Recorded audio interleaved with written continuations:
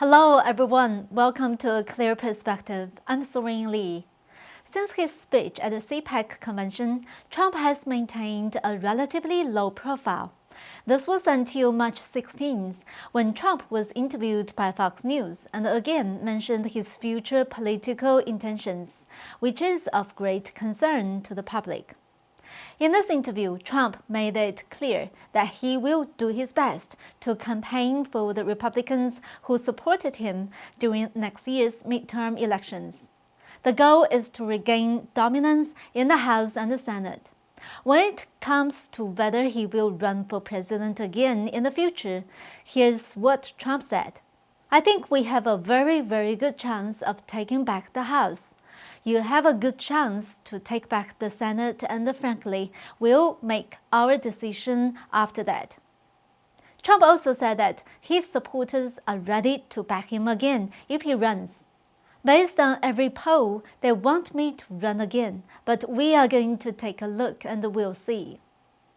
Trump already hinted at the CPAC that he might run again, and this time he was even more explicit. From Trump's words, we can see that he obviously has two ideas.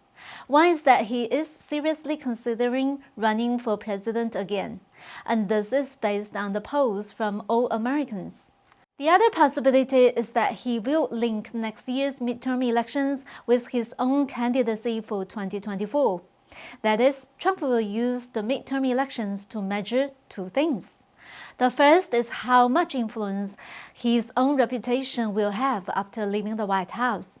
He can get a direct answer from the election results of the Republican candidates he endorsed.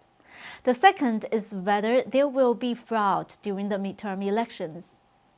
In this interview, Trump actually focused on Biden's border policy and energy policy, saying that the former is destroying America, while the latter will destroy a lot of jobs. It will cause the Biden administration to raise taxes to the highest number that we have ever seen, and devastating for the economy. Of course, the more disastrous Biden's far-left policies, the better it is for Trump or Pompeo from a purely electoral standpoint. We are now seeing an increasing difference between Republicans and Democrats. The Republicans are going all out to target voters, while the Democrats are focused on the electoral system. We will see that the Democratic Party is pushing hard for H.R. 1. Who will prevail? Next year's midterm elections will provide answers. Next, let's focus on some news from Tuesday. The Office of the Director of National Intelligence declassified a report on foreign threats to the 2020 U.S. federal elections. According to this 15-page report, the culprit that interfered in the U.S. election was Russia, aimed at denigrating Biden and the Democratic Party. It was followed by smaller countries such as Iran, Cuba, and Venezuela, but they had limited influence. And the Chinese Communist Party was found not to have interfered in the U.S. election. In other words, the Biden administration concluded that there was foreign interference in the election, but not from the Chinese Communist Party, and Russia is still the biggest enemy. In addition, the report concluded Biden was the victim of foreign interference, and without these Russian interventions, Biden would have received more votes. There are two important points in this conclusion. First, according to the report, Russia provided negative information about Hunter Biden to U.S. politicians through Ukrainian parliamentarian Andriy Derkach. Although the report did not name which U.S. political figures were in contact with Derkach, the report did mention Derkach met with Trump lawyer Rudy Giuliani in 2019. The conclusion of this report is that not only did Biden's vote shrink due to Russian interference, but Hunter Biden was also innocent, and the countless emails, photos, videos, and other materials inside his hard drive were all rumors fabricated by Russians in collaboration with Ukrainians and Trump's supporters. But there are a lot of questions not answered in the report. Where did the computer repair shop owner get Hunter's laptop from?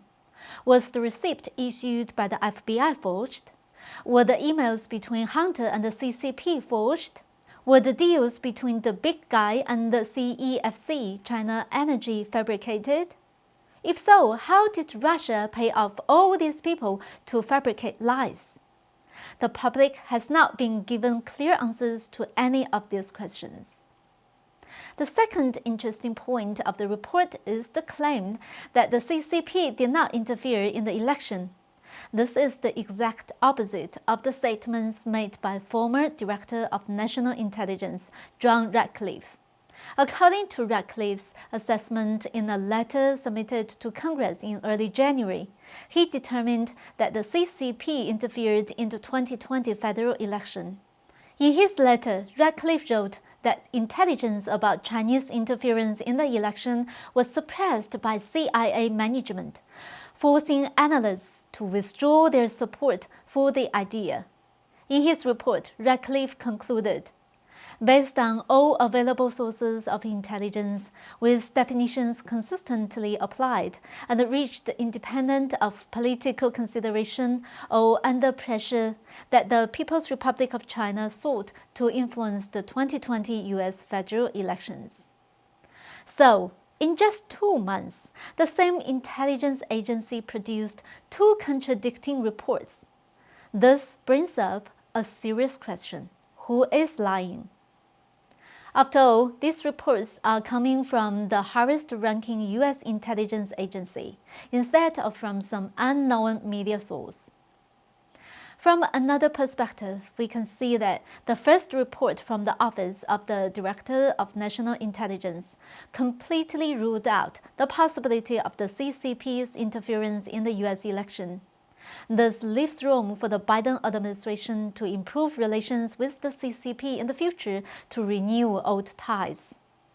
The reason is simple. Any country that interfered in the U.S. election will be regarded as a threat to American democracy. It will be considered a hostile country and be subject to U.S. sanctions. The Biden administration has already claimed that sanctions against Russia are about to be initiated.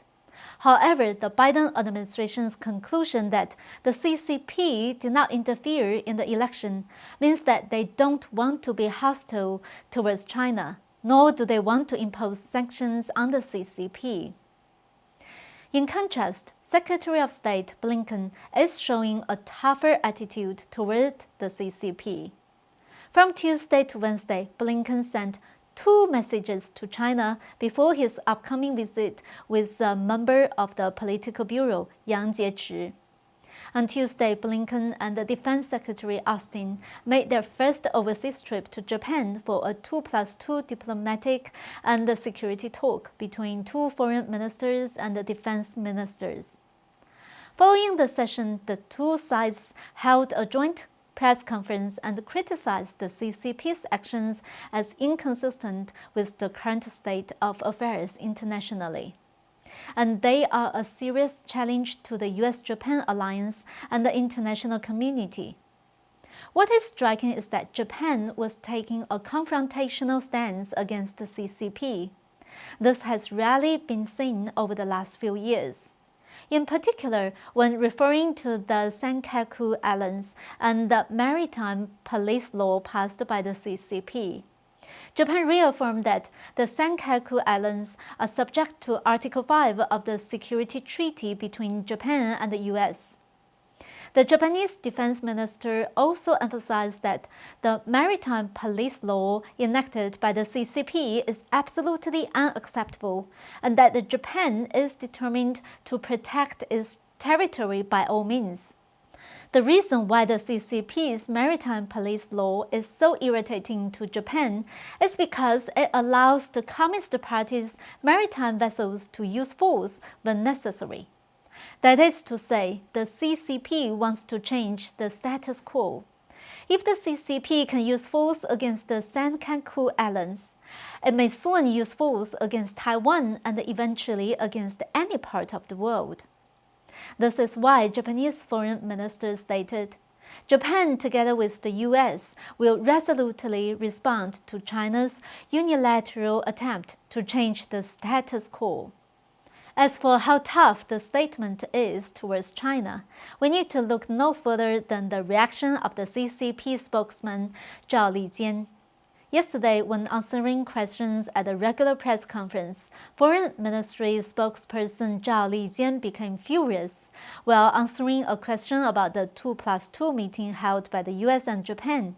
He used what seemed to be his entire vocabulary of derogatory terms when describing the joint statement. Needless to say, I think the CCP has gotten very irritated over the statement. And that's not all. Yesterday, the Biden administration imposed sanctions on 24 Chinese officials, including all 14 vice chairmen of the Standing Committee of the National People's Congress. This was done in response to the fact that these officials undermined Hong Kong's autonomy. What makes these sanctions so important? This is the first time that we are seeing the Biden administration taking action against the CCP rather than mere verbal criticism. Although these 14 CCP vice chairmen have already been sanctioned during the Trump administration, these new sanctions expanded to their financial secondaries. The CCP's response was predictable.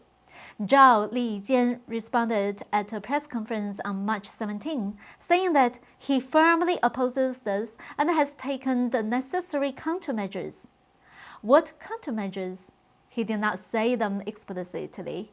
But no matter what the measures are, it is a bit unusual to see such a scene when top officials from both sides are about to meet. As we all know, before a high-level diplomatic meeting between two countries with poor relations, both sides usually make some friendly gestures to at least maintain superficial courtesy. But now, judging from Blinken's performance, this arrangement is obviously deliberate.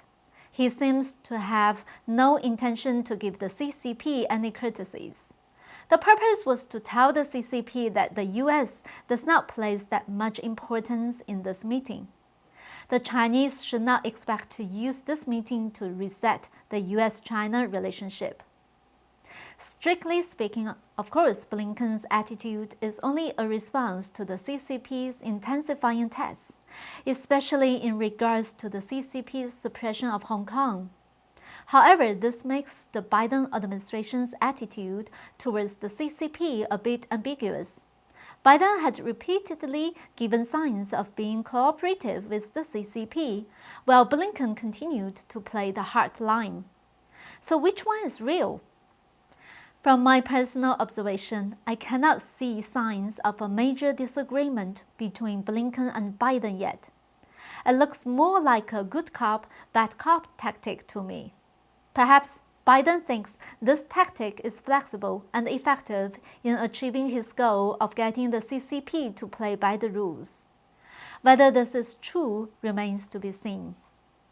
Lastly, we would like to remind our viewers again that our platform may be restricted on social media. We would like to recommend the YouMaker platform to everyone. It has earned our trust and respect, as it provides a safe, convenient platform and a fair opportunity for us to report unbiased news.